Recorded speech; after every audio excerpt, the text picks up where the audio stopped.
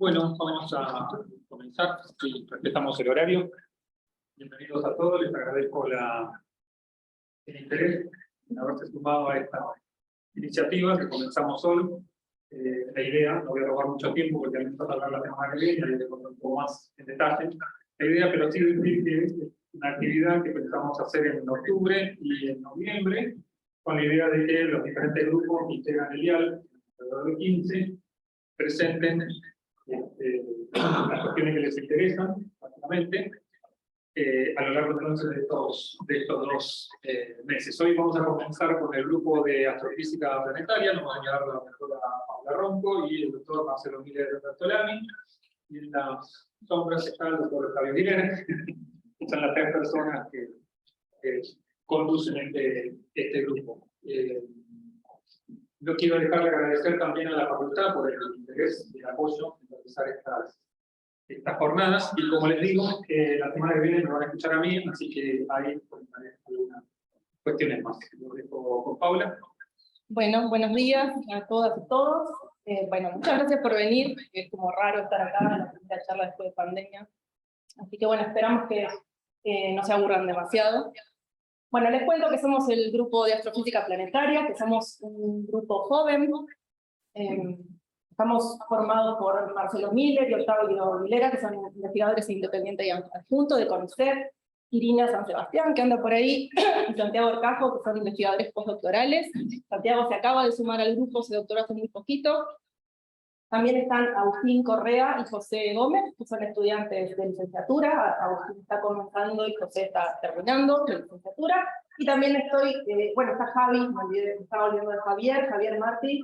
Javier Martí es especialista en dinámica, él en este momento no está trabajando a full en ciencia, pero siempre lo sumamos y le hacemos un montón de consultas, así que lo sentimos parte del grupo. Y yo, que estoy ahí, que hace poquito ingresé a CONICET como investigadora asistente. Bueno, entonces, ¿cuáles son más o menos los objetivos científicos del grupo? La idea del grupo es tratar de estudiar la formación y evolución de sistemas planetarios, y tratando siempre de entender cuáles son los diferentes mecanismos que impactan en cómo van a terminar siendo las arquitecturas finales del sistema planetario que observamos. Y como somos un grupo que hacemos más bien teoría, siempre intentamos vincular la teoría que hacemos con las observaciones, porque creemos que son dos cosas que van de la mano y que son muy importantes.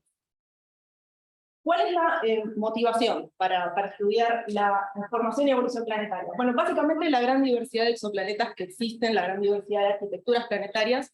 No sé si saben que hoy por hoy ya conocemos más de 5.000 exoplanetas descubiertos desde el año 95, que se descubrió el primer exoplaneta alrededor de una estrella de tipo solar, lo que le valió el premio Nobel a Didier Queloz y a Roger Mayor.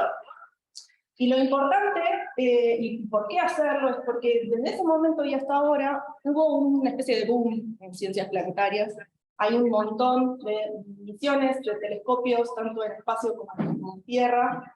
Vamos a ver acá algunos de ellos, que están totalmente abocados a estudiar la formación y a descubrir exoplanetas, ¿sí? Entonces, toda esta información que hoy por hoy, con la que hoy por hoy contamos y que es sumamente importante, nos puede ayudar a entender mejor esta gran diversidad de exoplanetas. Pero no es importante solamente el descubrimiento, ¿sí? El descubrimiento de exoplanetas. Este diagrama es un diagrama típico de masa versus periodo, donde podemos ubicar los distintos exoplanetas que observamos y agruparlos en distintas características, distintos grupos que presentan distintas características, tanto orbitales físicas. Por ejemplo, ya arriba en verde tenemos a los Júpiter calientes, a las supertierras, ya arriba en azul a planetas que se forman o están muy alejados de la estrella central. Pero más allá de esto, lo importante es que estamos en una época en la que podemos caracterizar exoplanetas. Entonces, si por ejemplo tenemos un exoplaneta que lo pudimos observar a través del método de velocidad radial, y por ende obtuvimos información de su masa, con ciertas misiones estamos pudiendo observarlos por el método de tránsito y obtener información sobre el radio. Si tenemos radio y tenemos masa, podemos estimar densidades medias. Si estimamos densidades medias, podemos tener una idea de qué están formados esos exoplanetas, ¿sí? ¿Cuál es la composición química? Si son planetas ricos en agua, o si son planetas ricos, o por ejemplo, son planetas completamente rocosos.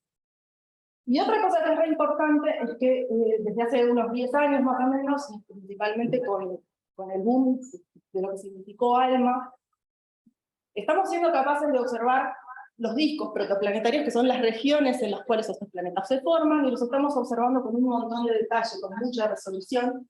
Y entonces vemos que estos discos presentan, como pueden ver allá arriba, presentan cavidades, presentan anillos y arcos, o presentan arcos, espirales, y todos estos indicios, todas estas características que presentan son indicios, o creemos que son indicios de que hay planetas que se están formando. ¿Sí? Y caracterizando esos posibles planetas en formación, podemos extender el diagrama en masa del planeta versus semieje y completar aquella región donde están todos esos puntitos de colores, que es una región que hoy por hoy no había sido explorada. ¿Sí? Podemos mejorar el entendimiento de ese tipo de diagramas. Bueno, entonces primero ahora vamos a hacer una especie de introducción general sobre los procesos de formación planetaria. Vamos a comenzar pensando en esto como una especie de línea temporal, donde vamos a hablar del nacimiento, la vida y la muerte de un sistema planetario. No vamos a pensar en estas etapas como totalmente estrictas, no hay una definición exacta de qué es el nacimiento, la vida y la muerte, pero para separarlos, para que se pueda entender. Entonces, ¿qué es lo que sabemos? Sabemos que un sistema planetario nace a partir del colapso de una nube de gas molecular. En este colapso se forma una protoestrella, y con esta protoestrella a su alrededor se forma un disco protoplanetario, que está formado en un 99% de gas y en un 1% de polvo. Ese disco, el material sólido del disco, las partículas más bien grandes, de tamaños milimétricos y centimétricos, son capaces de asentarse al plano medio del disco en una escala de tiempo de unos 10.000 años, y dependiendo de con qué longitud de onda uno mire el disco, podemos obtener información de distintos tipos. Por ejemplo, si observamos con ALMA en el milimétrico, podemos obtener información sobre estos granos grandes que están en el plano medio, o si observamos con luz dispersada, podemos obtener información sobre la superficie del disco, que está formada por partículas de grano micrométrico. Lo importante de esto es que los discos protoplanetarios tienen una escala de tiempo de vida finita, ¿sí? Y esto lo podemos ver con un diagrama, con una gráfica como esta, en donde no encontramos estrellas que formen partes de cúmulos, que tengan discos protoplanetarios con más de aproximadamente unos 10 millones de años, ¿sí? O sea, no hay estrellas más viejas de 10 millones de años que tengan discos protoplanetarios. Entonces esta es una restricción re importante a la hora de formar planetas gigantes gaseosos. Si queremos formar planetas gigantes gaseosos, tenemos que lograrlo en estas escalas de tiempo. ¿Sí? Bueno, entonces este disco, que tiene una componente gaseosa, evoluciona por principalmente dos fenómenos, un proceso que se llama acreción viscosa y fotoevaporación también por parte de la estrella central. Y lo que sabemos es que los modelos teóricos que incorporan estos fenómenos son capaces de predecir estas edades de discos que yo les comentaba, y los tiempos de disipación se verifican con estos mecanismos. Básicamente lo que ocurre es que el disco comienza a evolucionar por acreción viscosa, y en un momento la fotoevaporación se hace efectiva, abre una brecha en el disco de gas, la parte que está dentro de la brecha, el material que está dentro cae rápido a la estrella central, y el resto del material continúa fotoevaporándose. Y junto con el disco de gas tenemos una componente sólida, que está formada inicialmente por polvo micrométrico, pero este polvo es capaz de crecer, de coagularse, de fragmentar, y como también está interactuando con ese disco de gas, sufre un drift radial, sufre una migración hacia la estrella central. En esta etapa se forma lo que conocemos como planetesimales, que son partículas con tamaños del orden del centímetro, las pebbles con tamaños del centímetro, y también se forman los planetesimales, que son objetos ya más grandes, objetos kilométricos. No hay todavía una idea exacta de cómo es este proceso de crecimiento. Hoy por hoy lo que se cree es que el mecanismo más plausible para formar planetesimales es la acumulación de pebbles. Las pebbles se acumulan, son capaces de acumularse en ciertas regiones del disco donde hay máximos de presión, se acumula todo ese material, y por su propia gravedad ese material es capaz de colapsar rápido y formar planetesimales. ¿Sí? Bien, bueno, estos planetesimales a su vez van a continuar creciendo, coagulándose, formando lo que conocemos como embriones planetarios, y esos embriones van a ser los núcleos de los futuros planetas gigantes gaseosos. Bien, entonces en el marco del modelo estándar de presión del núcleo, que es el modelo clásico para estudiar la formación de planetas gigantes, tenemos un pequeño embrión que empieza a cretar sólido. El crecimiento de ese core, de ese núcleo, es rápido al principio porque las tasas de acreción de sólidos son más rápidas que las tasas de acreción de gas.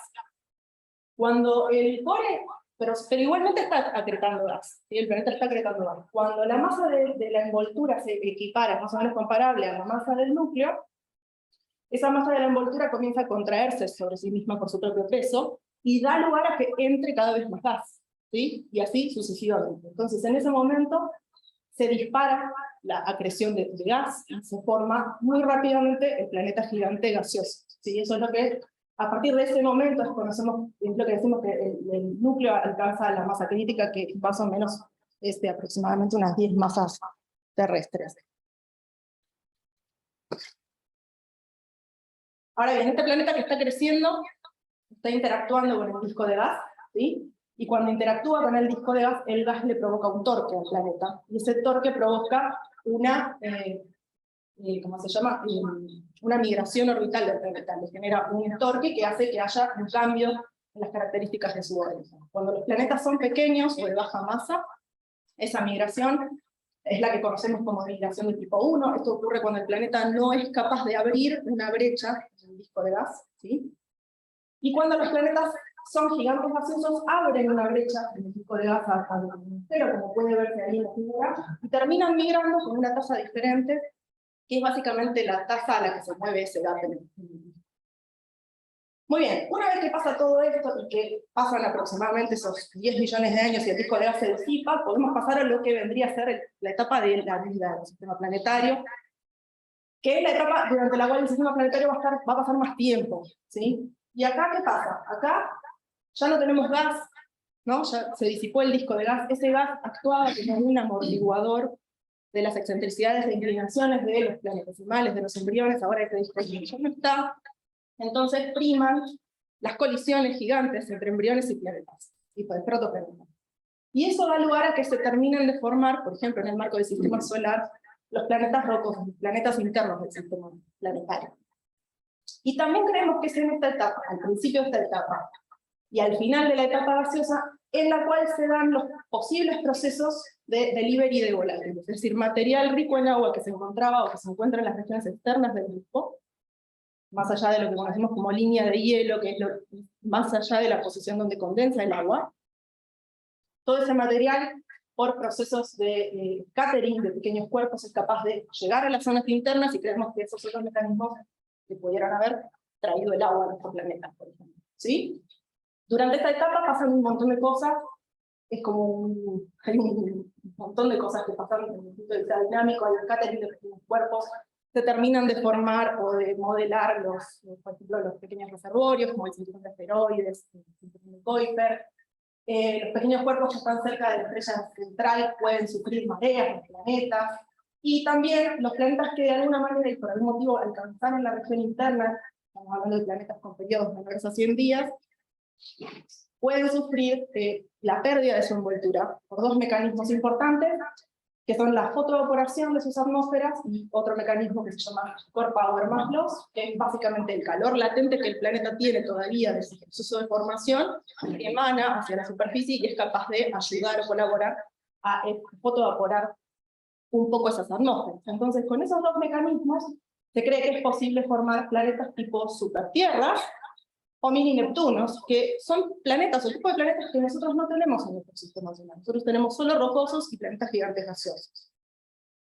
Una vez que pasa todo esto, podemos decir de alguna manera que el sistema planetario alcanza una cierta estabilidad dinámica, una cierta configuración orbital final.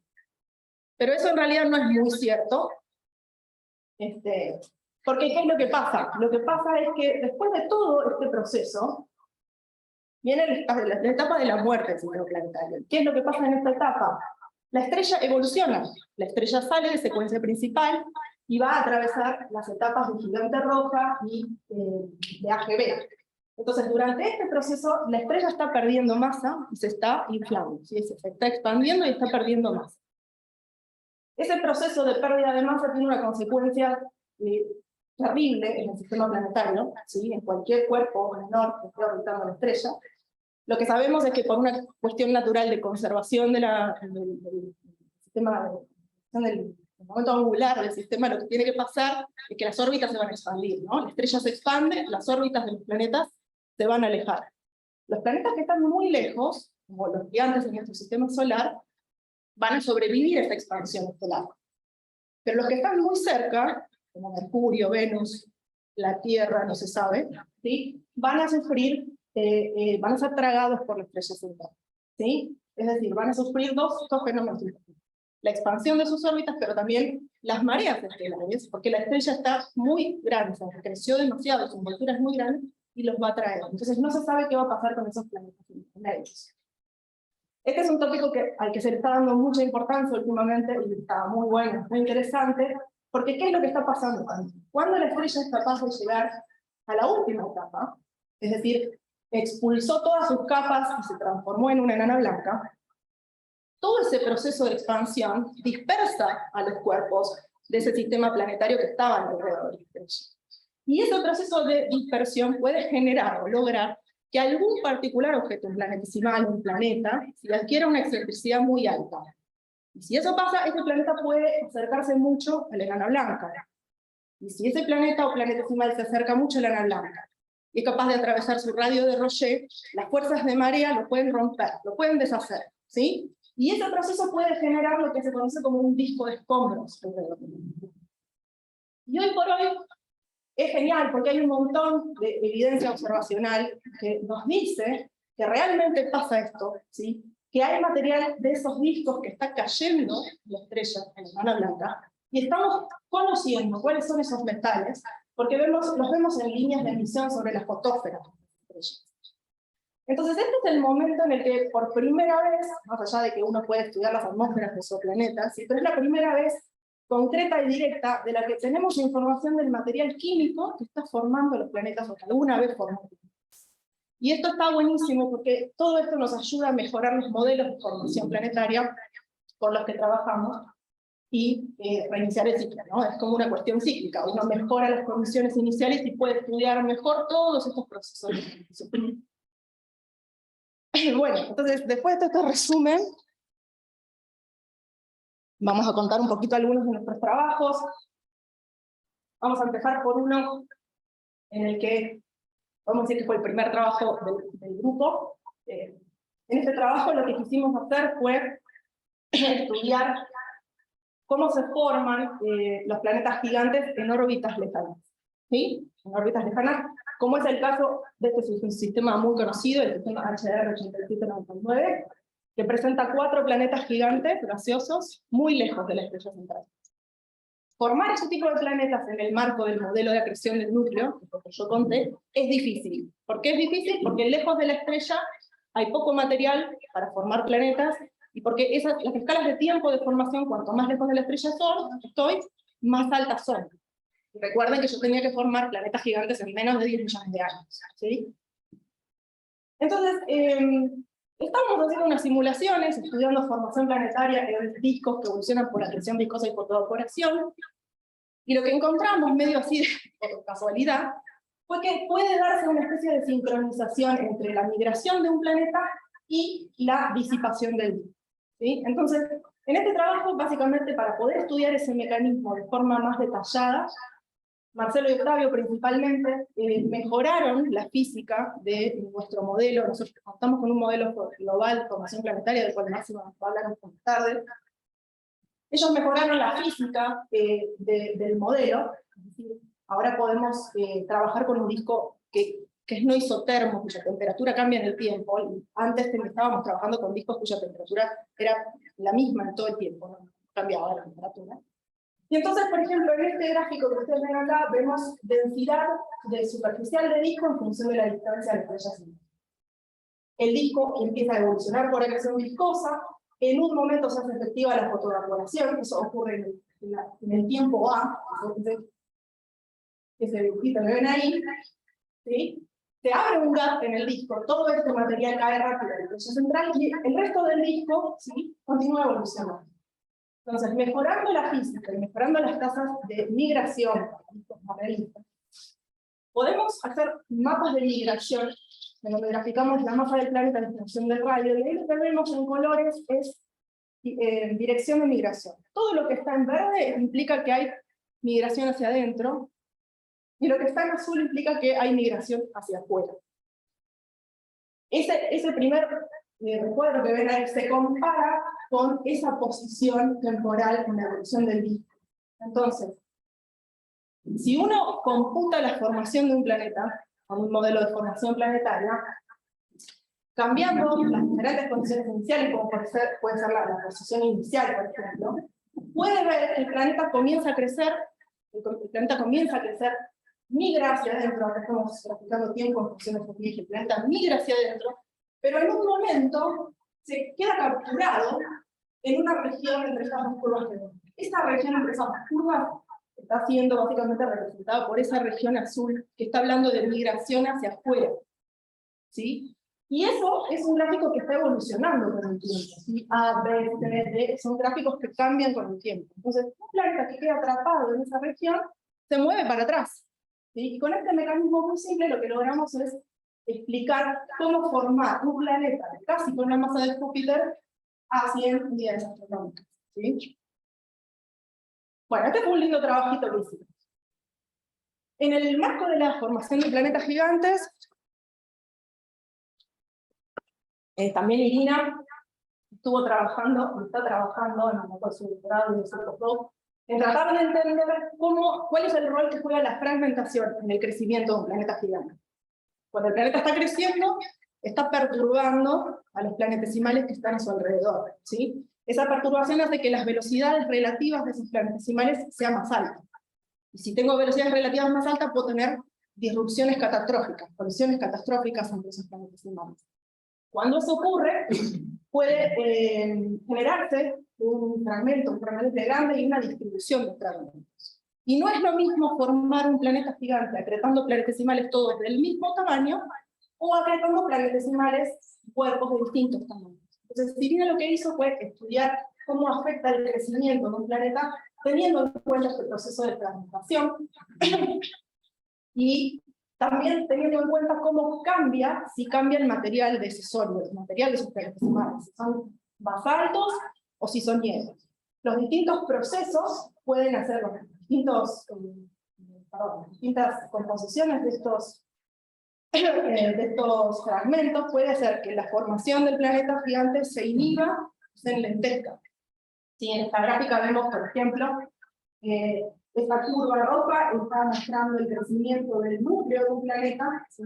Para un modelo que solo está formado por basaltos, y fíjense que tarda aproximadamente 3.5 millones de años en formarse, pero si incluyo hielos, esto tarda un poco más, ¿sí? Y si todo el planetesimal está formado por hielos por completo, el planeta no se forma directamente. Y eso tiene que ver con lo que a uno le cuesta romper un objeto que está formado por hielos. Es más fácil, ¿sí? Se necesita menos energía para romper objetos que tengan hielos, y con menos energía los rompo. Entonces cuando los rompo, pierdo material, porque el material ahí se pulveriza. Entonces ya no tengo tanto material para tratar. Incluir este tipo de mecanismos en las formulaciones es costoso. Irina solo estuvo trabajando en la formación de un único planeta, porque es costoso. Ahora ella está trabajando en tratar de incorporar técnicas de machine learning para achicar los tiempos de cómputo, ¿sí? De todos esos procesos, y también para trabajar con más de un planeta, ¿sí? Tratar de estudiar la función de varios sistemas planetarios. Y además Irina estuvo haciendo un montón de experimentos. Ahí Irina se fue en 2 estadías de varios meses a trabajar en el instituto de IGEP en Braunschweig, en Alemania, si lo pronuncio muy bien. Pero ahí básicamente estuvo dedicada a hacer experimentos de impactos con pistolas. Acá vemos un ejemplo y un videito de cómo tiran la pistola, se dispara, se rompe todo. Igual todas las preguntas a Irina, porque ni idea. Allá hizo experimentos de compresión con prensa hidráulica manual, un montón de cosas muy interesantes. Y les recomiendo una charla que dio en el ciclo de coloquios de INTER la semana pasada, que se puede ver por internet. Aquí ella básicamente lo que quiso hacer es estudiar el grado de compactación que se puede adquirir en, por ejemplo, un experimento de impacto, generar muestras de sílica que representen la porosidad de los meteoritos, y calcular ciertos coeficientes, como por ejemplo esa energía que uno necesita para romper los objetos, ¿sí? que son cantidades que está bueno calcularlas porque después uno las puede incorporar en los modelos de formación como el que contamos. Bien. Pasamos a un tema distinto ahora. Evolución de discos protoplanetarios en sistemas estelares binarios y múltiples de formación planetaria. ¿Qué es lo que pasa? La multiplicidad estelar es importante en la formación planetaria, ¿sí? Sabemos que más o menos el 50% de las estrellas de tipo solar no se forman aisladas, forman parte de sistemas estelares binarios, que la multiplicidad estelar es un resultado del proceso de formación estelar. Y que la formación de discos es un subproducto, ¿sí?, de la formación estelar. De hecho, los observamos, hay un montón de discos protoplanetarios alrededor de sistemas estelares binarios y o múltiples, ¿sí? Los observamos en CERVES y los podemos modelar y podemos ver que el resultado de las simulaciones muestra que hay sistemas, discos en sistemas estelares binarios. También sabemos que hay planetas en sistemas estelares binarios, múltiples, triples, de distintas características. Ya conocemos más de 220 seguro, ¿sí? Planetas de tipo S o de tipo P. Los planetas de tipo P son planetas que orbitan a las dos estrellas de un sistema estelar binario, y los tipo S orbitan a una sola de las dos en un sistema estelar binario. Y tenemos de los dos tipos. Entonces lo importante es cómo hacemos para explicar cómo se forman estos dos tipos. Más o menos se sabe cómo se forman los planetas alrededor de estrellas simples, pero explicar esto también está bueno porque estos números están creciendo mucho. Entonces, básicamente, y resumiendo, lo que hicimos fue, en nuestro modelo global de formación, de evolución de discos y formación planetaria, adaptamos ese modelo al estudio de 3 escenarios diferentes: discos en sistemas estelares binarios cercanos, discos en estrellas binarias separadas, y una combinación de los dos, que pasa en un sistema triple. En cada uno de estos escenarios, los tiempos de evolución de estos discos es diferente a lo que ocurre cuando tenemos un disco circunestelar. Cuando tenemos un disco circumbinario, se generan cavidades internas, entonces la acreción viscosa se enlentece, y por eso los discos estos duran más tiempo, ¿sí? Si tenemos discos en binarias separadas, la estrella externa trunca el disco, entonces uno tiene menos material disponible para formar planetas, y menos material en el disco, por lo tanto evolucionan más rápido. Entonces, ¿qué puede pasar en un sistema triple? Bueno, esa era la pregunta. En este trabajo lo que hicimos fue estudiar varios escenarios, en particular aquel disco, que es un disco en un sistema estelar cuádruple, un disco alrededor de un sistema binario, que a su vez tiene un sistema binario que está orbitando todo así. Es un disco muy viejo, tiene más o menos 10 millones de años, y todavía tiene mucho gas. Entonces, ¿cómo puede ser un disco tenga tanto gas? Ya pasaron 10 millones de años, y en un escenario tan hostil como ese, ¿sí? Con este modelo, variando los distintos parámetros del modelo, lo que pudimos fue explicar la existencia de ese disco, ¿sí? Que en este escenario lo que ocurre es que básicamente la acreción viscosa y la evolución por fotoevaporación queda como truncada, con más tiempo.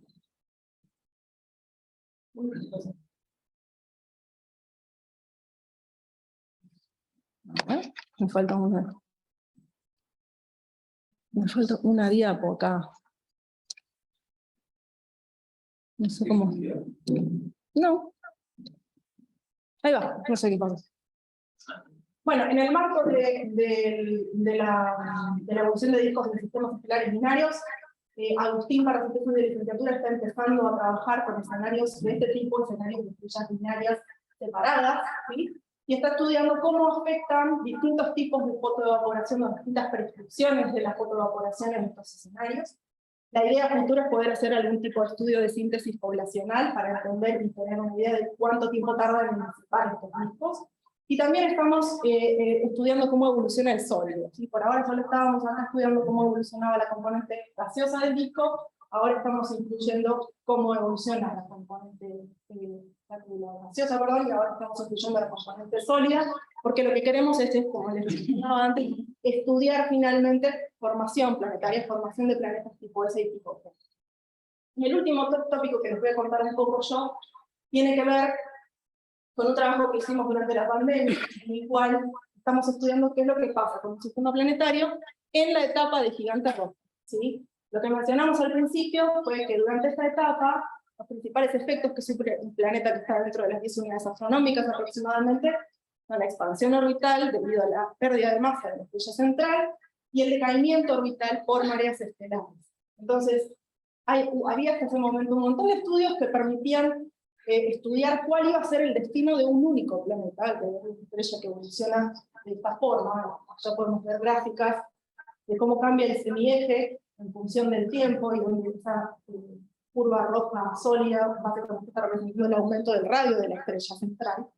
Pero no se había hecho ningún trabajo que tuviera en cuenta más de un planeta y por ende las interacciones gravitatorias entre ese sistema planetario. Entonces eso fue lo que hicimos, utilizamos un código de cuerpos que incluye los efectos de la evolución estelar y que incluye los efectos de las mareas estelares. Hicimos simulaciones en cuerpos y básicamente lo que encontramos fue que las interacciones gravitatorias entre esos planetas no pueden nunca ser despreciadas porque pueden cambiar significativamente los resultados, digamos, el destino del planeta puede cambiar y ser muy distinto al que uno esperaría si lo estudia solo, si lo estudia aislado, ¿sí? Un sistema planetario formado por un planeta tipo Júpiter y un planeta tipo Neptuno, puede haber casos en que Júpiter ayuda al Neptuno a sobrevivir, cuando si se lo estudiara solo debería caer a la estrella central y debería morir, o al revés, ¿sí? Y también en este marco estamos como proyecto, estamos empezando a trabajar, y la idea de formarse también es estudiar cuál es el destino final del sistema solar. En particular queremos caracterizar mejor el destino final de la Tierra, ¿sí? En este contexto, ver si realmente la Tierra va a caer a la estrella central, va a caer al Sol o va a ser capaz de sobrevivir. No sabemos, hay trabajos que dicen que va a sobrevivir, hay trabajos que dicen que no. Para eso hay que mejorar la forma en la que computamos las mareas estelares, y también necesitamos mejorar los modelos que computan cómo el Sol pierde masa, ¿sí? Porque eso es fundamental para calcular este término acá. Y en el mismo marco del sistema solar queremos ver si eventualmente la Tierra cae a la estrella solar, cae al Sol, este efecto lo que puede es generar una desestabilización en el borde interno del cinturón de asteroides. Si eso pasa, los asteroides pueden excitarse, ¿sí? Y pueden adquirir excentricidades altas, y pueden ser capaces de alcanzar regiones muy cercanas a la enana blanca solar, cuando la estrella evolucione en esa etapa, y contaminarlo. Entonces queremos ver si el cinturón puede ser un posible futuro contaminador del Sol, ¿sí? Y bueno, acá los dejo con Marce. Bien. O sea, la parte buena de la charla ya terminó. O sea, si quieren irse, yo se los recomiendo. Porque claramente yo no soy el que debería estar hablando acá, sino que debería ser Octavio. Y no voy a cansar de decirlo porque yo no soy la persona que sabe de esto. Yo estoy... Ya. Pero bueno, como Octavio no quiere hablar, tengo que hablar yo. Bien, entonces, uno de los trabajos, como Paula les contó, una de las cosas importantes durante el proceso de formación planetaria es... ¿Qué tiene? Sí. Durante el proceso de formación planetaria es el tema de la migración planetaria, es el hecho de que mientras se van formando los planetas, en particular, la interacción con el disco protoplanetario es importante, en particular la interacción gravitatoria. Los planetas citan perturbaciones sobre el disco y esas perturbaciones generan un torque sobre los planetas que los hacen migrar. En el contexto tradicional, uno lo que tiene son los dos torques que se separa el torque, digamos, del disco en esta componente, que es el torque de Lindblad y el de corrotación. Pregúntenle a alguien que sepa de dinámica, no soy yo la persona que sabe de eso, pero en esencia los dos torques clásicos, estas dos componentes clásicas del torque, lo que hacen es empujan al planeta a migrar hacia adentro, y eso es lo que genera que la mayoría, digamos, los planetas migran muy rápido hacia adentro, y eso es un problema, porque todos los planetas terminan cerca de la estrella central, que no es el caso de todos los planetas que se observan. Entonces, uno de los problemas actuales es qué cosas pueden frenar esta migración hacia la estrella central y, digamos, de alguna manera compensar estas dos componentes clásicas.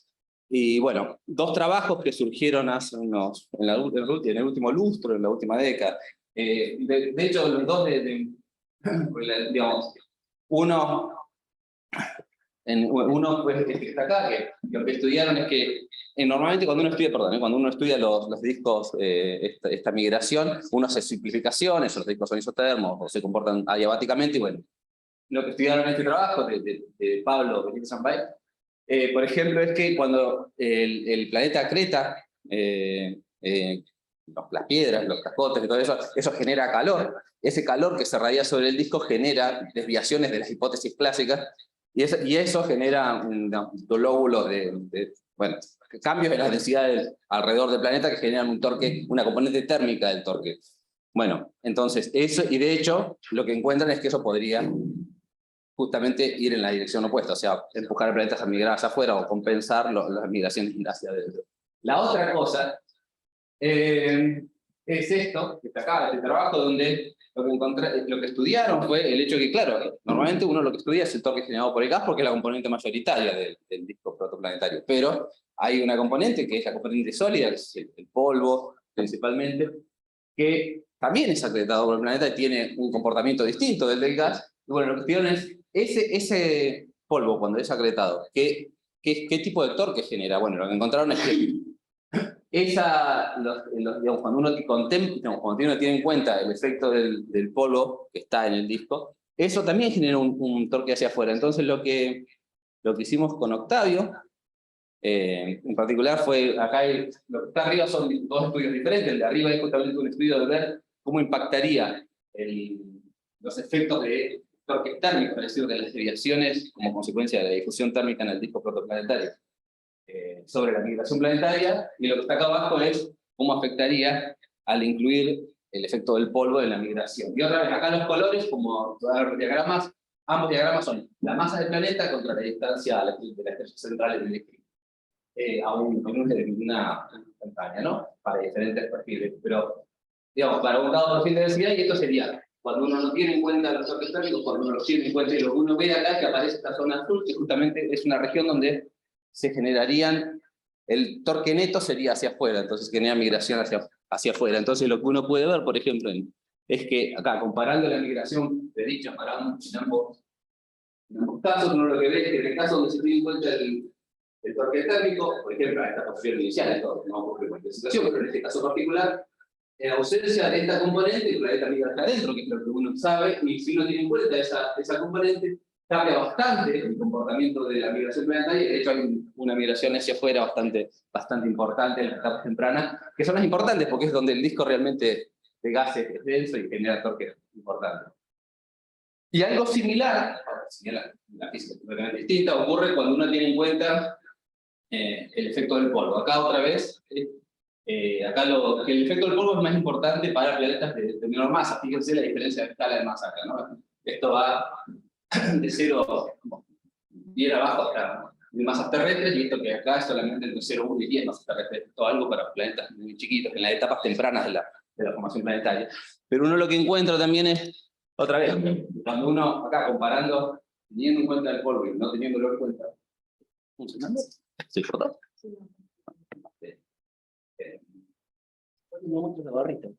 Ahí está. Acá empieza a aparecer, entonces acá se ve el efecto, bueno, ahora lo van a ver cuando se discutan los comportamientos con y sin polvo. Y acá se ve esto es el color acá es el tiempo, y esto es la masa del planeta, ¿no? Y acá se ve efectivamente cómo el polvo también, la creación del polvo puede generar, no es que lo genera siempre, pero en condiciones favorables puede generar un torque neto hacia afuera, que, bueno, y todo esto es importante ¿por qué? Porque evitaría que los planetas migren hacia el centro, sería una forma de evitar ese problema. Bueno, así que esto es una de las cosas que estuvimos estudiando con Octavio, y esto ¿por qué no pasa? Bien. La otra cosa, y esto es el proyecto que está haciendo José, ¿esto se puede tocar acá? Bien, José, que está por ahí, que está terminando la tesis de licenciatura, y la idea del trabajo de José es hacer una síntesis de población. El código, después les voy a hablar del código, de las herramientas que usamos, pero el código que tenemos es es especialmente pensado para generar síntesis de población, para hacer muchas simulaciones con poco costo computacional. Entonces, la idea fue, digamos, hay varias ideas dando vueltas, pero digamos, la idea de la tesis es, esto que ya les contó Paula, es un diagrama donde se ve la fracción de estrellas con discos según la edad. Esto se mide normalmente en cúmulos estelares jóvenes. Entonces uno tiene las observaciones, que es esto, y entonces uno tiene un contenido observacional respecto de cómo se deberían disipar, qué tan rápido se deberían disipar los discos. Entonces, la primera parte de la tesis fue, está siendo, estudiar la dependencia de esta fracción de qué tan rápido se disipan los discos con el tiempo, o la fracción en particular, para diferentes parámetros iniciales, porque acá hay un montón de parámetros relacionados con las masas, con la distribución de masa de los discos, incluso con las suposiciones que uno hace respecto al modelado del disco. Y entonces ver qué condiciones uno debería adoptar para, de alguna manera, reproducir de la mejor manera posible lo observado. Y una vez que uno tenga hecho eso, la idea es, bueno, en realidad, lo primero es estudiar, lo separé en dos partes. Lo primero es estudiar la dependencia de estos tiempos con los parámetros físicos, y bueno, y una vez hecho eso, ajustar de alguna manera, encontrar cuáles son los que mejor reproducen las observaciones en vistas, digamos, con la vista puesta en, una vez que uno tiene más o menos unas condiciones iniciales y unos parámetros físicos que reproducen lo observado, hacer una síntesis de población de qué tipo de sistemas planetarios uno formaría. Bien. Sí. Bueno, y acá vamos a empezar a hablar de cosas de las que realmente cada vez sé menos. La primera es, este es el trabajo de Santi, por suerte, Santi está por acá, que básicamente es, firmamos el pase hace poco, básicamente, y él trabaja con observaciones, entonces la idea justamente es, de alguna manera, apuntar a la complementariedad entre el grupo, bueno, que está en Chile, de Chiesa, y el nuestro, que hacemos simulaciones numéricas de discos protoplanetarios, y la idea es, aprovechando los resultados, la demografía de los discos observados con ALMA, de discos protoplanetarios, para generar el disco, la idea es ver qué tipo, si no recuerdo mal, la idea es ver cómo reproducir ver cómo, otra vez, un poco lo mismo que lo que contaba con José, es decir, qué tipo de parámetros físicos y propiedades del modelo son necesarios ajustar para reproducir lo que se observa aquí, en Ofiuco. Y una vez que uno tenga eso, la idea, una segunda parte del trabajo es, bueno, acá ven un montón de discos que están puestos acá, que son los discos más brillantes, creo, del sistema. Y la idea sería ver, como verán, muchos de estos discos son discos que tienen estas brechas, acá en el medio, que simplemente indican la formación de planetas. Y la idea de eso, de esta parte del trabajo, sería, con el modelo ya, no solo con la parte de discos, sino con el modelo de formación planetaria, ver si es posible, digamos, con lo que predice el modelo para la formación de planetas, sumando, y ahí hay una parte de la que lo vamos a hablar después, pero es el hecho, si uno pudiese hacer transfer radiativo, nosotros calculamos normalmente las densidades de los discos, lo que no calculamos son lo observable, digamos, las intensidades que se miden. Bueno, si uno incorporase el transfer radiativo de estos discos, que eso no es menor, pero bueno, hay códigos que lo hacen, que necesitamos gente interesada en aprender a usarlo, y ver si es posible, digamos, con planetas que se estén formando ahí, reproducir un poco lo observable. Y si dije alguna pavada, me corregirán, pero creo que es más o menos eso. Y bueno, y este es otro trabajo de que yo no tuve nada que ver, pero también quiero que lo cuente yo. Pero una de las cosas interesantes que un poco Paula ya les contó, cuando uno, digamos, gracias a la caracterización de los planetas, el hecho de que se pueden calcular densidades y radios, con Kepler en particular, con el observatorio Kepler, ¿no? Con nave espacial.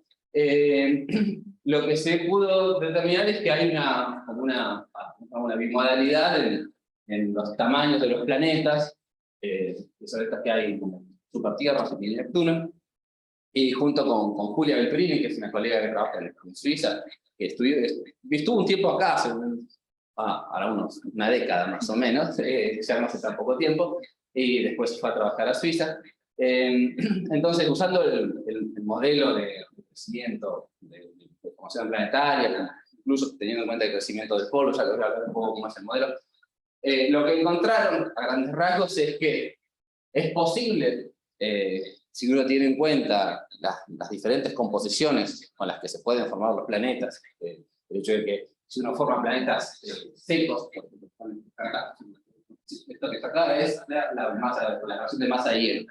Entonces, el hecho de que hay planetas que se forman fuera de la línea de hielo, ¿sí? O sea, más allá de la línea de hielo, donde todavía hay un montón de hielo, acercan un montón de hielo y después migran hacia adentro, planetas que simplemente se forman dentro de la línea de hielo y se forman secos, Eso genera dos grupos de planetas con dos densidades muy diferentes, porque las piedras tienen una densidad diferente.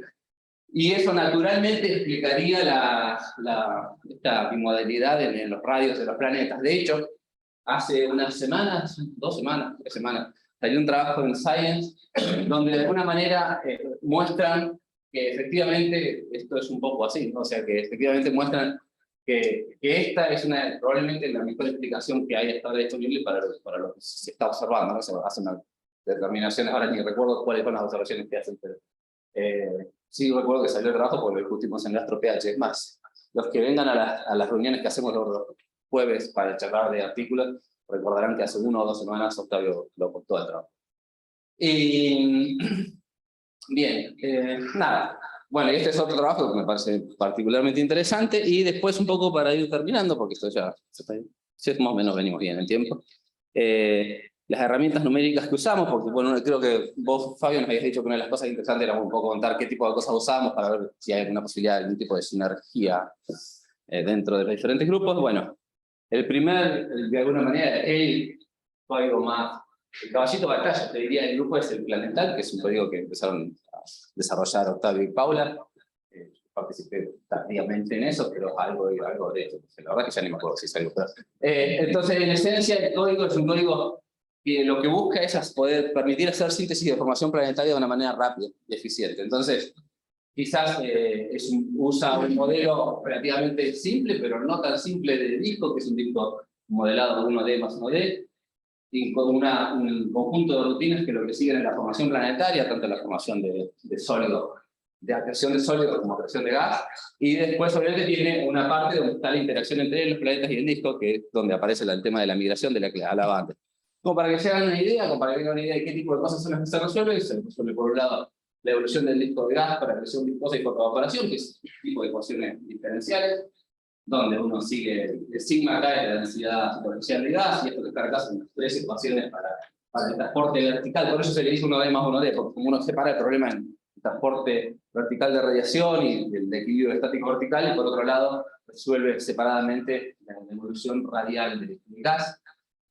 Después una parte donde se sigue el crecimiento y evolución del polvo, donde esto que acá este sigma es la densidad superficial del polvo. Superficial porque esto está pensado en bidimensional, ¿no? Es como que uno toda la dimensión vertical del disco la aplasta toda, esa es la densidad superficial. Bueno, donde hay unas componentes de la velocidad del drift, donde ahí entra justamente el arrastre del gas sobre el polvo.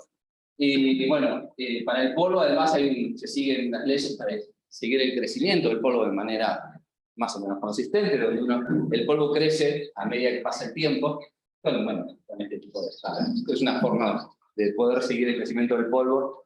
Y después, una vez que el polvo, fíjense, acá hay cuando se llegan a determinadas condiciones críticas, es que es para tiene que ver con el tamaño, el tema es que bajo determinados parámetros físicos, uno lo que puede decir es parte del polvo pasa a formar parte del material sólido con los planetesimales, y uno de los cuales resuelve acá la evolución de los cascotes ya de las piedras de los planetesimales más grandes, y hay diferentes regímenes para la evolución orbital.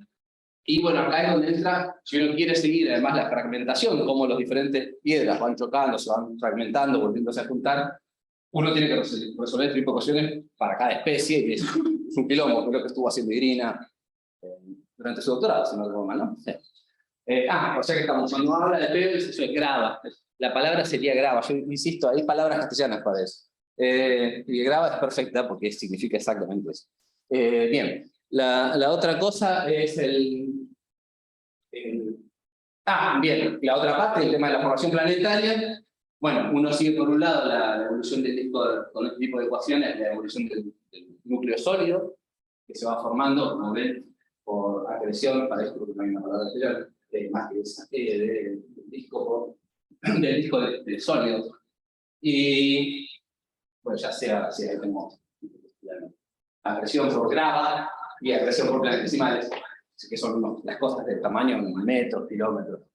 Y después, por otro lado, hay que seguir la acreción de gas, es decir, como la componente gaseosa. Y ahí hay 2 posibilidades, de hecho las 2 están de alguna manera puestas en el código, una muchísimo más compleja, que es resolver las ecuaciones de estructura de la envoltura del planeta y que de alguna manera medio consistentemente le diga cuánto gas es acretado por el planeta a medida que evoluciona, pero al mismo tiempo tiene algunos problemas que obviamente esta sería una forma más correcta de hacerlo, pero al mismo tiempo a la hora de seguir las cosas que Paula estuvo estudiando en su doctorado, donde planetas que se chocan y todo eso, esto es un problema, porque uno no sabe cómo tratar qué pasa cuando dos planetas con envoltura chocan, ¿cómo haces para montarlo? Entonces, la otra forma es una forma mucho más simplificada y mucho más rápida numéricamente, que es tener en cuenta el crecimiento del gas con unas recetas medio sacadas de ajustes a ese tipo de cosas. Que es lo que Octavio hizo en 2010, si no recuerdo mal, ¿no? Hace casi más de una década. Bien, entonces, normalmente lo que se usa en la mayoría de las simulaciones anteriores es ese tipo de enfoque. Y finalmente llegamos a lo que estuvimos haciendo respecto a la migración planetaria, que es cuando uno va siguiendo la posición radial, digamos, la distancia de la estrella, uno lo que tiene es que el cambio temporal de la posición del planeta depende del torque del disco sobre el planeta. Bueno, y hay un montón de componentes que son de las que hablaba antes. Hay una parte que es la clásica del componente de tipo 1, que están los torques clásicos, y después esto de lo que hablaba antes, que es el torque térmico y el torque del polvo, que me parece que no lo puse, me lo olvidé. Bien, me lo olvidé. Bien, va. Y finalmente, lo que estuvo haciendo Paula, que fue de alguna manera extender el código planetal para sistemas binarios, en esencia fue estas ecuaciones que le hablaba antes, por ejemplo, en la evolución temporal del disco de gas aparecen unas componentes relacionadas con los torques de las estrellas, tanto la interna. Si es un sistema, por ejemplo, que tiene una estrella binaria interna al disco, o hay una estrella externa al disco, bueno, ambas estrellas contribuyen con torques sobre el gas, y eso entra en las ecuaciones de esta manera, y también entra en las ecuaciones de la estructura vertical del gas, porque los torques generan el calentamiento del disco. Y bueno, entonces incorporando esas dos cosas, uno puede, manteniendo todavía un disco simétrico, 1D más 1D, simular hasta cierto punto la evolución de discos alrededor de sistemas binarios, o discos dentro de sistemas binarios, ¿no? Que en el caso de la binaria esté afuera. Y para la evolución de la que hablábamos antes, que es la evolución del orbital de sistemas planetarios, que es un poco esta ecuación que está acá arriba, de Paula, hay dos enfoques, uno que desarrolló Paula, que básicamente a vincular, las ecuaciones son estas, ¿no? Uno tiene la evolución del semieje por la parte de pérdida de masa, que es bastante directa, o sea, sabe cómo son la dinámica, y la otra parte que tiene que ver con las mareas. Las mareas tienen que ver con el hecho de que los planetas generan deformaciones de la estrella, y las deformaciones de la estrella generan un torque sobre la órbita sobre el planeta, y eso cambia la órbita del planeta.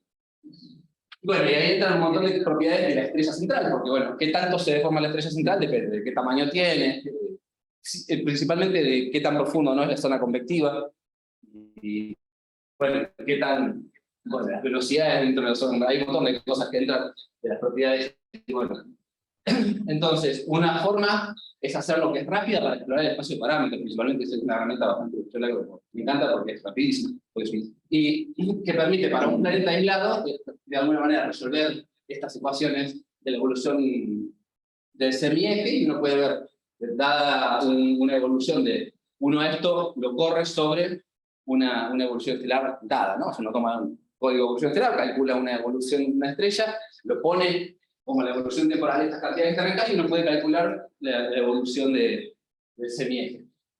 Bueno, eso es rápido y da este tipo de cosas, y después está la parte más complicada numéricamente, que es esto de usar un código de cuerpos donde se incorpora el efecto de las mareas, porque la pérdida de masa de la estrella central es más o menos directa, ¿no? Si se achica la estrella central, los planetas se alejan, y bueno, van demasiado rápido para la posición en la que tienen. Ahora, el tema de las mareas, eso es bastante más complicado. Entonces, bueno, usando el código Mercury y incorporando el efecto de estas mismas ecuaciones, de alguna manera dentro de la dinámica del planeta, Paula estuvo calculando, bueno, se puede hacer esto, y acá es donde aparece el tipo de cosas que dijo Paula, donde uno tiene, por ejemplo, la evolución combinada de un Júpiter y un Neptuno, y de golpe, bueno, por las interacciones entre planeta y planeta, de golpe las órbitas, uno cae la estrella, ¿no? Pero cae la estrella y el otro aumenta su órbita y digamos, gana ganan su radio, ganan un montón de distancia. Entonces, bueno, y obviamente para calcular la evolución estelar, algunos pueden usar grillas ya calculadas, o bueno, una de las cosas que tenemos en mente es usar el código que yo uso regularmente en el otro grupo al que pertenezco, que es el grupo de evolución estelar y computaciones, para calcular cosas, de alguna manera, no solo para usar estas cantidades de evolución del tiempo, sino quizá para también ver diferentes formas de calcular los tiempos típicos de la convección, y nada, jugar un poco más con los parámetros. Además, estos son, es un código sintético que no tiene en cuenta demasiados detalles de la evolución de la estrella. Entonces, una de las cosas que yo quería ver, y que quería jugar con Paula, por ejemplo, es qué pasa sobre las últimas etapas de la evolución estelar, donde hay una parte que es la rama sintótica de la gigante, donde hay un montón de cambios del radio a lo largo del tiempo, ¿no? Cambios bastante grandes en el radio de la estrella, y ver qué tipo de efectos tienen eso sobre el final de las órbitas planetarias. Pero esta es la otra herramienta que usamos, y con respecto al hardware, este es nuestro clúster. No, bueno, pero nos costó un montón conseguirlo, así que estamos bastante contentos con lo que tenemos, que son estas 4 computadoras que están en el sótano de la facultad, y también Juan, gracias Juan, desapareció. Que bueno, nos permiten, por lo menos para simulaciones moderadas, en general, como el código es bastante rápido para hacer síntesis de población, para ese tipo de cosas, no por ejemplo con el código de N-cuerpos, se complicaría un poco hacerlo acá, pero para la parte que tiene que ver con la síntesis de población, con el metal, son perfectamente apropiadas, y bueno, son estas 4 computadoras que están acá, y la idea del camino es comprar una más. El PICT lo tenemos adjudicado, así que los precios cambiaron un poquito, que es lo que pasa siempre con todas estas cosas, y la idea es comprar algo que sea un poquito más grande, que tenga en particular, que tenga más hilos, cosa de poder paralelizar el proceso y poder hacer cálculos más detallados, y obviamente está el servidor de diálogo, pero el servidor de diálogo también tiene los rendimientos de todo el grupo, entonces tampoco es ideal para hacer simulaciones en el cuerpo grandes. Y eso creo que sería todo, ¿no? Si no estoy... Uy. Bueno, las colaboraciones del grupo son estas, supuestamente. Muchas son colaboraciones de Octavio y Paula, yo no soy muy... pero a grandes rasgos, bueno, son con esas discusiones que están acá, principalmente con el núcleo, bueno, con el grupo en Chile, donde estuvieron Paula y Octavio trabajando, y con el grupo que está en Suiza, donde está Julia, que bueno, es una amiga del grupo, y claro, es una interacción bastante fluida con esos grupos. Y me olvidé de poner al IAR por Gaby y las colaboraciones que hay. Y esta es una y habría que poner una autocolaboración con el grupo de Evolución Estelar y Pulsaciones, porque... bien. Y en pocas palabras, ¿esto qué sería? Bueno, es un resumen de las cosas, supongo, ¿no? Esto sí, no sé qué decir sobre esto, lo vi, no sabía qué decir. Bien, eso es todo. Así que bueno,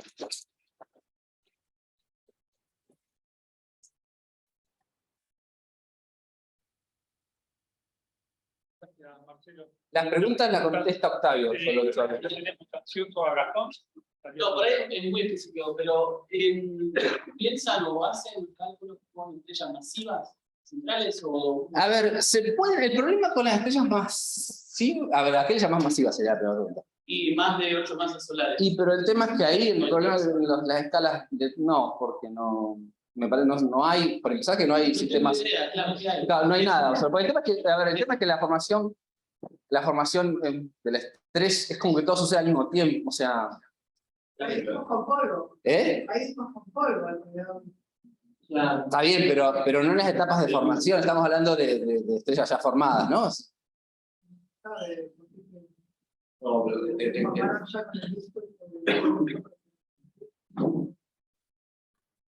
No se sabe si hay planetas. A ver, no hay observado, por lo menos creo que las estrellas más grandes con planetas observados deben tener 2, 3 masas solares, no mucho más que eso.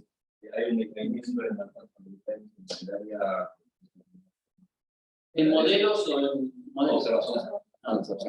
Lo que se crea en modelos significa que existan más de 3 masas solares, porque vamos a un cambio de tiempo.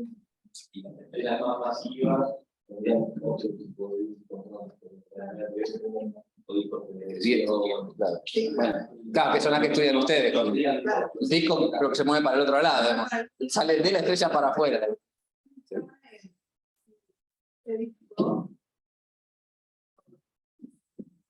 Sobreviviente de la parte de planetaria, O si una vez formada la estrella distinta del complementario, pues por otro mecanismo vuelva a formar. Y pasa que es muy poco probable que con la escala ya de una estrella de secuencia principal, la escala de tiempo del gas, incluso del gas que se mueve hacia afuera, son todas mucho más cortas, o sea que vos renovás el disco completamente. Lo que está ahí seguro no tiene nada que ver con el disco complementario. Incluso, digamos, sí, independientemente de qué pasó con el, si es que había un disco inicialmente, lo cierto es que si uno mira la escala de tiempos, no recuerdo mal, la escala de tiempo del flujo del material desde la estrella central hacia el disco lo renovás constantemente, ¿no? O sea, no. Claro, Sí. pero digo, aparte de la está en, y cuando llega a la secuencia principal, los modelos no logran explicar como un concepto. Sí. Bueno, si esto de grupos, en un momento habíamos armado un proyecto. Sí, de hecho, una vez armamos un proyecto con Anaí para estudiar este tipo de discos alrededor de estrellas de él. Tuvimos básicamente coleccionando discos que no nos podíamos presentar, pero nos habíamos presentado y tenía chance de salir, pero no le gustó porque ya teníamos otro proyecto de la agencia. Que no, Sí, el macrismo, digamos, que creo que la respuesta fue esa. básicamente era, por lo que habíamos Hola, ¿qué tal? ¿Me escuchan? Hola, hola. ¿Alguien está hablando? Sí, quería hacer un comentario. Sí, escucho muy ¿Se me bajo, es escucha? Gabriela que quiere hacer un comentario. ¿No? ¿Quién es Gabriela? Escucho a Hola. Gabriela, pero la escucho muy bajito. ¿Me escuchás? Te ¿Ahí escucho me bajito, pero te escuchás? escucho. A ver, ¿ahí me escuchás? Sí, Y el no se problema es que puede, estoy escuchando con el micrófono, digamos, con el... y habla. no se puede aumentar. No. Hola. Bueno, no. Quería agradecerles por la charla, muy interesante. No me escuchan todos, ¿me escuchás vos solo? Sí. Ahora sí te escuchan. ¿Me escuchan? ¿Qué tal? Bueno, quería agradecerles por la charla, muy interesante, los felicito al GAP, muy lindos todos los trabajos que han hecho y los que tienen en curso. Me alegra mucho que Santiago se haya sumado al grupo, así que bueno, bien ahí, Santi. También le quería agradecer a Roberto y a Fabio, bueno, a Fabio y a Roberto y Fabio, a los dos, por esta serie de coloquios, me parecen muy piolas, muy interesantes. Y quería hacer un comentario, comentario, digamos, que se relaciona con un comentario que hizo Manuel Fernández en la charla que dio Irina en el diario el lunes pasado, que es lo siguiente: hay algunos sistemas planetarios, algunos sistemas estrella-planeta, que se descubrieron recientemente que son muy jóvenes, del orden de 10 a 5 años aproximadamente. Entonces, Manuel preguntaba si que... termino la idea y después escucho.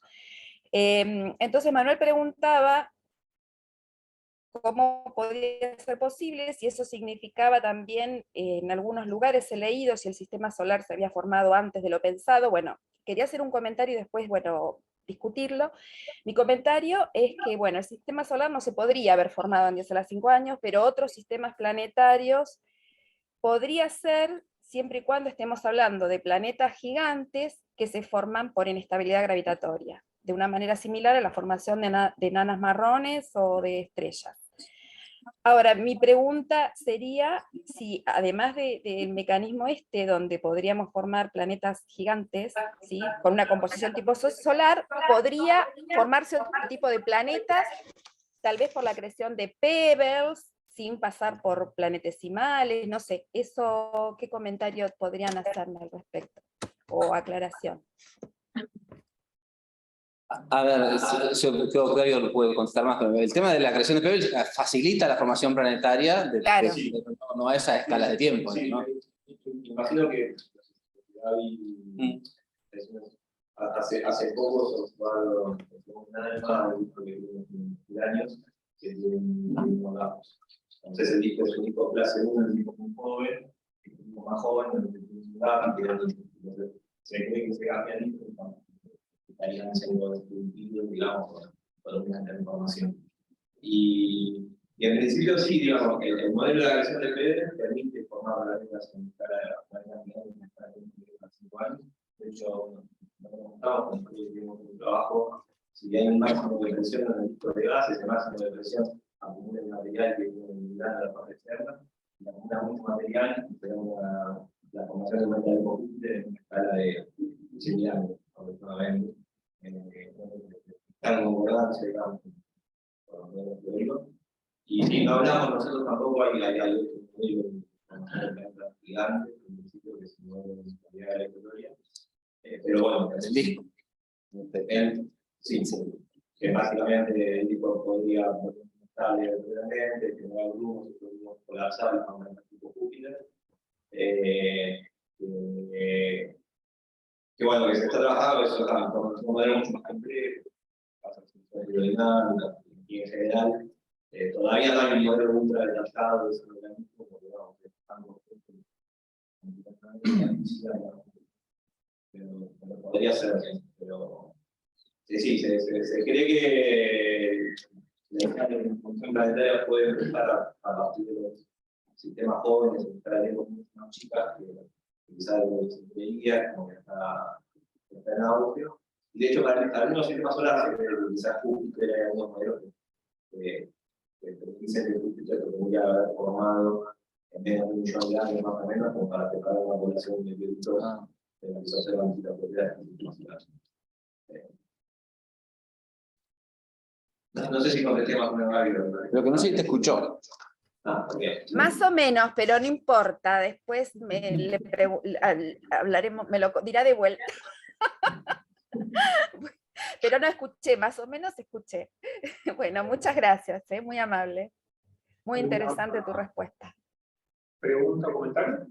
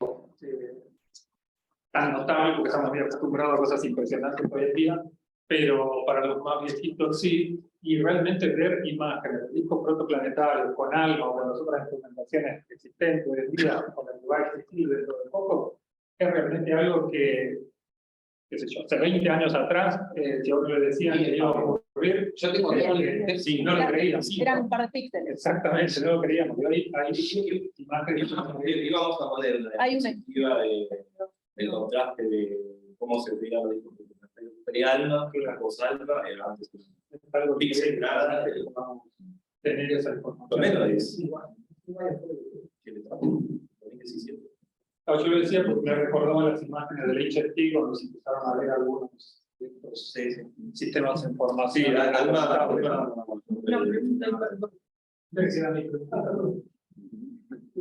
Y la preguntita era, con el tema de las herramientas de cómputo, lo que ustedes listaron ahí es básicamente computadoras buenas, ¿no?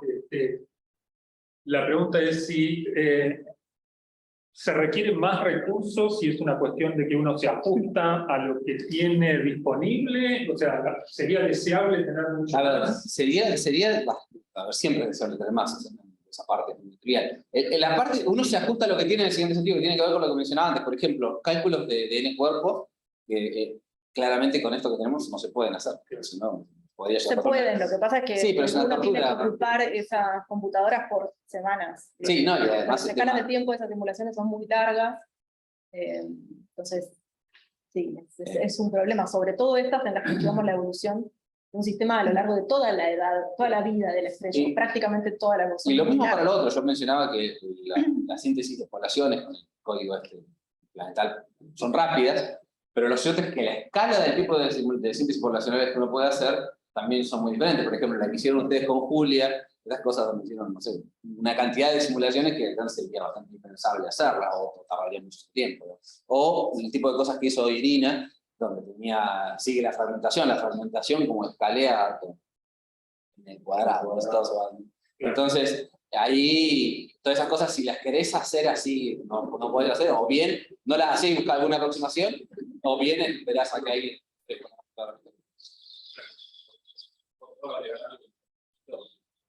También limita los proyectos que no tienen, ¿no? Por ejemplo, de hecho, el desarrollo que hicimos del disco precisamente es para tener algo que corra rápido y no caer en el uso de discos dinámicos. Que hagamos un dinámico.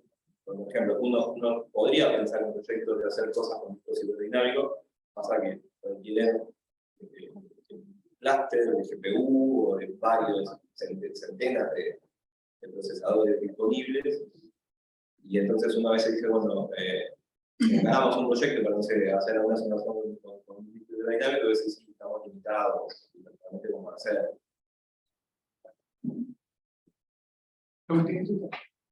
Mencionaste discos de escombros alrededor de enanas blancas. Paula, la mencionó, pero sí. Producidos por planetas destrozados, ¿no? Sí, no necesariamente planetas destrozados, también algunos son los reservorios que hay de planetas menores actualmente, dispersados durante las etapas finales de la evolución estelar, ¿no? ¿Producirían polarizaciones? ¿Vos decís polarización de la luz de la estrella? Pasa ¿Qué que... tamaño? Escombro, No, piedras, o sea, dispersión más que nada, no, son cosas más grandes, no es polvo, ¿no? También polvo aparece, supongo, porque hay algo de polvo Sí, cuando se son rompe, objetos más grandes. pero en esencia, en general son cinturón de asteroides, cosas dispersadas de ahí, asumo cosas que salen de cuando esas cosas chocan y se rompen entre sí, ¿no? Pero no debería ser nada.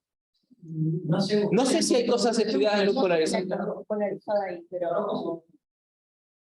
En infrarrojo algo se ve. Puede sí, ser, sí, pero- sí, de hecho en enanas blancas, Los infrarrojos en enanas blancas. en enanas blancas, justamente el grupo de enanas blancas que muestran líneas de absorción de metales, en general tienen excesos de absorción en infrarrojo. Perdón, exceso de emisión en infrarrojo. No, sí, si vos mirás la sed, tiene Es la distribución de energía polvo. del polvo aparte. Es algo que también queremos. Es algo que tenemos que explorar. Es un tema que está recontra en boga, porque ahora en las últimas 3 reuniones de enanas blancas, que se hacen cada 2 años, o sea, desde hace casi un poco más de un lustro, crece el número de sesiones reservadas para estrellas de enanas blancas con metales, con supuestamente planetas, con presión de planetas creció un montón, de hecho son una parte importante de la rosa. Marce, perdón, ¿podés pasar? Perdón, No sé qué. No, acá no hay nada, no sé cuánto. ¿sabes lo que agregamos? Perdón. Ahí Que está. bueno, una de las cosas que queríamos hacer es que un modelo para tocar lo que sea, se podían hacer en la banda, ¿no? Pero en principio a la disco para poder hacer esos años de llama.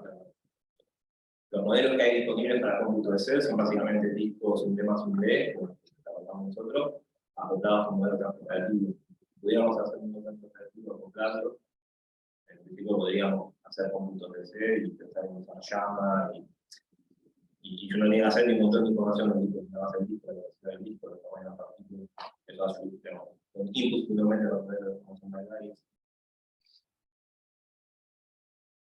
Lo cual es aparte. Bueno, agradecemos a